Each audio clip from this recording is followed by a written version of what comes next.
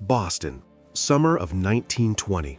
A 38-year-old Italian immigrant with a third-grade education is collecting $1 million per week. His office at 27 School Street has lines around the block. Police manage the crowds. Women hand over their life savings. Men mortgage their homes. His promise? 50% returns in 45 days. His method? International postal reply coupons. His name? Charles Ponzi. Within 8 months, he'll control $15 million, roughly $225 million in today's money. Then, it all collapses. But here's what makes this different. Ponzi didn't just steal money. He accidentally invented a blueprint that would infect every market, every generation for the next century. This is how it worked, and why it worked so well. The world before the trap. It's 1919. World War I just ended. America is flooded with European immigrants. Charles Ponzi is one of them. Arrived in Boston in 1903 with $2.50 in his pocket. He's tried everything: grocery clerk, dishwasher, fruit peddler, smuggling schemes. He's done prison time in Montreal for check forgery. He's 38 and desperate. Then he gets a letter from Spain. Inside, an international postal reply coupon. Here's what you need to know about these coupons. They were created in 1906 to help international mail. You buy one in Spain, send it to America, recipient exchanges it for US stamps. Simple. But Ponzi notices something. The exchange rates are wrong. The first shackle. After the war, European currencies collapsed. The Italian lira lost most of its value, but postal reply coupons were still priced at pre-war rates. In plain English, this means Ponzi could buy coupons in Italy for 1 cent, exchange them in Boston for 6 cents, 6 times his money on paper. December 1919, he registers the Securities Exchange Company. His pitch? Give me your money, I'll buy coupons in Europe, convert them to stamps, sell the stamps, return your principal plus 50% interest in 45 days. The math seems legitimate. International arbitrage is real. But here's the trap. Ponzi never actually buys the coupons. The scheme is impossible to scale. There aren't enough coupons in the world. But he doesn't need it to work. He just needs the first investors to get paid. February 1920. Ponzi pays his first investors, on time, 50%, in cash. This is the match that lights the fire. Take Antonio Salerno, a grocery store owner from the North End. He invests $500 in February. 45 days later, Ponzi hands him $750, cash. Salerno walks out, counts it twice, tells his brother. His brother tells his parish priest. Within a week, 17 families from their neighborhood are lined up at 27 School Street, cash in hand. This is the part you need to remember. Ponzi is using new investor money to pay old investors, but nobody knows that. All they see is man makes promise, man keeps promise. Within 4 months, he goes from $5,000 per week to $1 million per week. He buys a mansion with air conditioning, almost unheard of in 1920. He acquires Hanover Trust Company, a small Boston bank. Now he controls an actual bank. The press calls him the Wizard of Finance. Mayor James Curley considers hiring him as a city financial advisor. He's becoming respectable. But here's what nobody sees. He now needs $1 million in new money every week just to pay existing obligations. If the money stops, everything collapses instantly. The myth versus reality. Myth: Ponzi was a criminal genius who planned everything. Reality: he stumbled into it, then couldn't stop.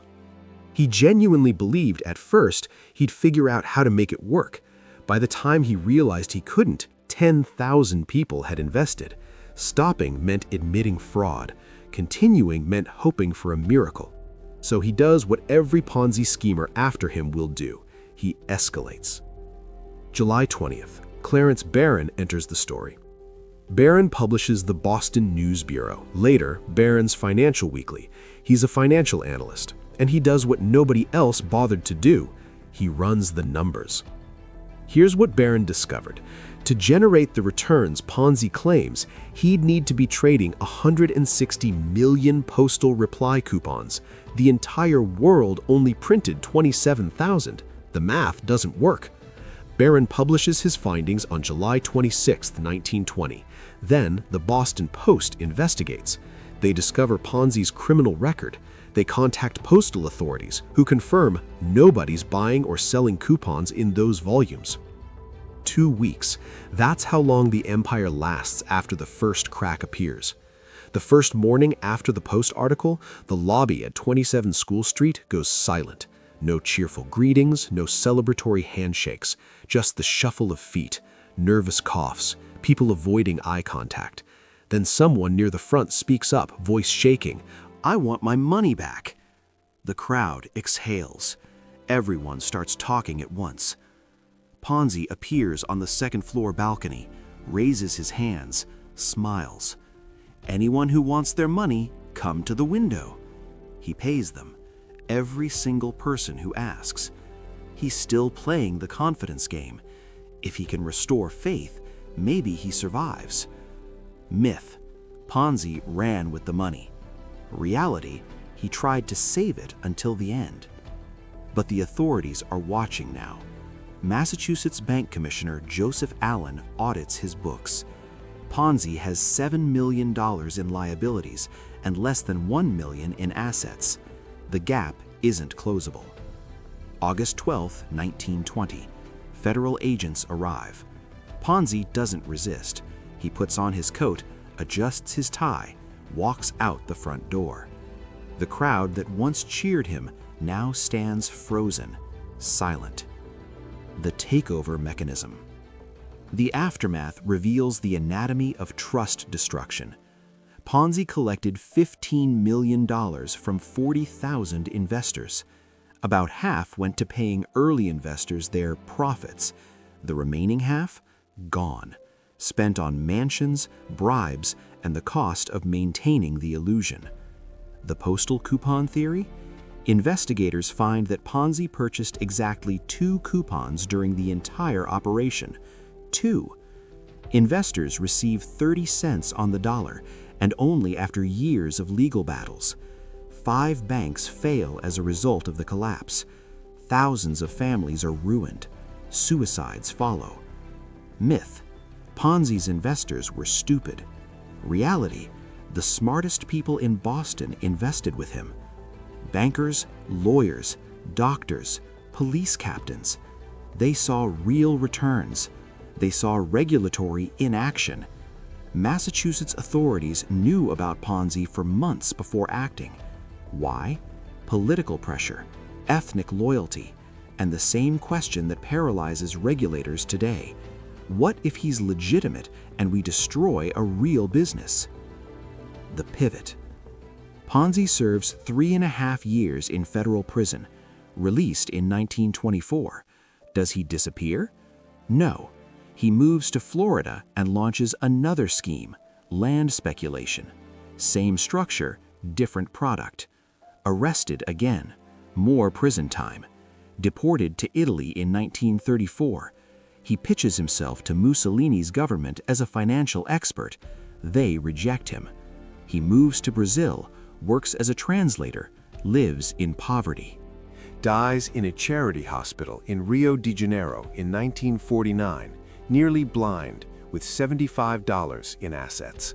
But by then, his name is already immortal. The real mechanism.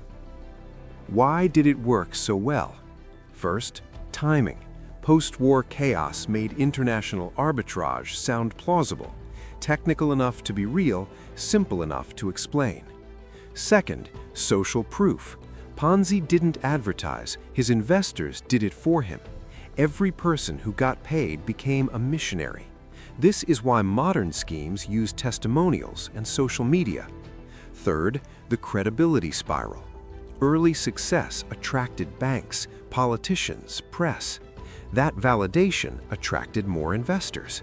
The spiral tightened until it snapped. Fourth, regulatory paralysis. By the time Boston authorities acted, 40,000 people were already invested. The political cost of shutting him down seemed too high, so they waited, and waiting multiplied the damage. Fifth, the mathematics. Here's the critical number. Ponzi promised 50% in 45 days. Compounded over a year, that's roughly 4,000% returns. No real business generates that, but human psychology can sustain belief for months before reality catches up. The modern echo. Fast forward. Bernie Madoff, $65 billion, 2008. Alan Stanford, $7 billion, 2009. OneCoin, $4 billion, 2019. Terraform Labs, $40 billion, 2022. Same structure, different wrapping. The pattern repeats because the psychology doesn't change. Every generation thinks that was them, we're smarter, we have better technology, and every generation learns the same lesson. In plain English, when someone offers returns that beat what the entire economy produces, only two possibilities exist. They've violated the laws of mathematics, or they're paying old investors with new investor money. Mathematics doesn't get violated. Final principle. Here's what Charles Ponzi taught us and what we keep forgetting. The scheme isn't the money. The scheme is the belief that you can earn wealth without creating value, that you can harvest where you didn't plant, that the rules of arithmetic apply to everyone except you. Ponzi didn't invent that belief, he just gave it a name, and we've been using it ever since.